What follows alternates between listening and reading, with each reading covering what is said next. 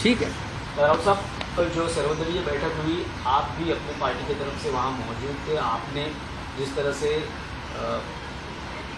Military का support किया है, सरकार को भी समर्थन किया है इस पूरे युद्ध के माहौल में, तो देखिए, युद्ध के माहौल में सरकार को समर्थन करना ही चाहिए। भारतीय सेना को पूरी तरह से समर्थन देना चाहिए, क्योंकि जंग के मैदान पर हम नहीं है, या सरकार, प्रधानमंत्री नहीं है।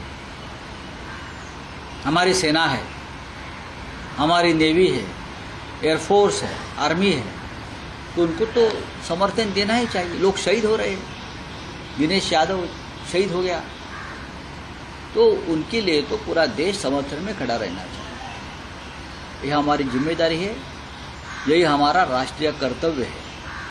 ठीक है। राउत साहब, कल जो सर्वदलीय बैठक हुई, आप भी अपने पार्टी की तरफ से वहाँ मौजूद थे। आपने जिस तरह से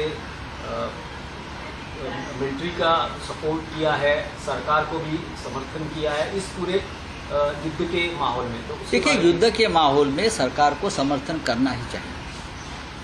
भारतीय सेना को पूरी तरह से समर्थन देना चाहिए, क्योंकि जंग के मैदान पर हम नहीं है, या सरकार, प्रधानमंत्री नहीं है।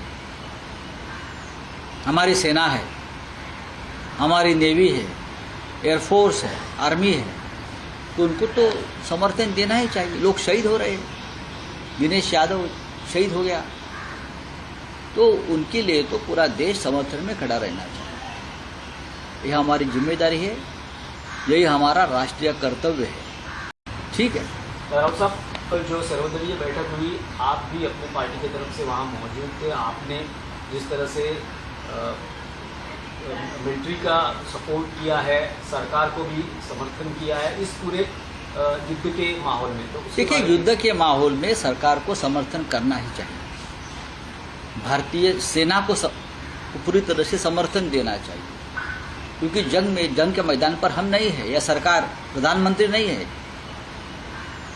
हमारी सेना है, हमारी नेवी है, एयरफोर्स है, आर्मी है, तो उनको तो समर्थन देना ही चाहिए। लोग शहीद हो रहे हैं। दिनेश यादव शहीद हो गया, तो उनके लिए तो पूरा देश समर्थन में खड़ा रहना चाहिए।